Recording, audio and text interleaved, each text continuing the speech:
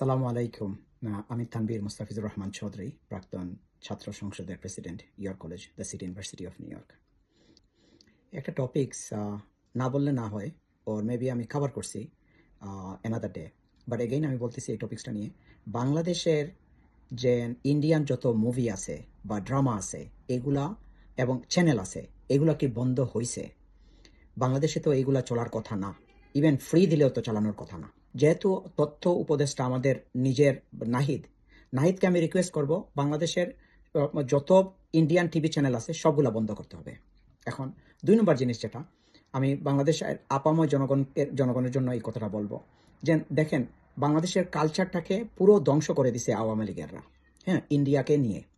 1 নম্বর হলো যেমন বাংলাদেশের যত যত মুভি আছে, যত নাটক আছে, সবগুলোতে আপনারা দেখবেন যে আমাদের দেশে দ্য রিলেশনশিপ বা এইগুলো ছিল যেমন ম্যারেজের পরে বা কি, যেটা এইভাবে ছিল, যেটা কালের বিবর্তনে অনেক ডিফারেন্ট কি হয়েছে। কিন্তু বাংলাদেশের একটা শ্রেণীর মানুষ ছিল, যাদের ছেলেমেয়েরা এগুলা করতো এবং তারা এটা লাইক করতো এবং তারা এটা নিয়ে ব্র্যাক করতো। তো ওই শ্রেণীর মানুষ যেগুলো আছে ওইগুলা ওই যে আওয়ামী লীগেররা আর কিছু কমিউনিস্টরা, তো তারা বাংলাদেশের যে আপাময় যে কি ছিল, কালচার ছিল, ওই কালচারে তাদেরকে কেউ দেখতে পারতো না, কেউ কি করতো না। ইয়েস, তাদেরকে হয়তো পয়সা ছিল, এডুকেশন ছিল, কিন্তু মানুষ তাদেরকে অন্যভাবে দেখতো। কিন্তু এই সমাজটাই আমাদেরকে রিটার্ন করে দিচ্ছে তারা।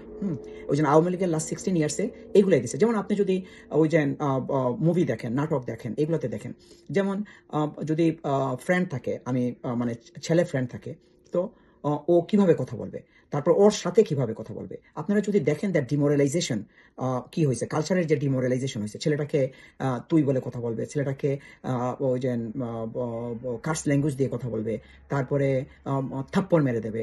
এই যে যে জিনিস যেটা, হ্যাঁ, ওইগুলা হলো যে সমাজ থেকে আসছে, ওই সমাজটা আমাদের না।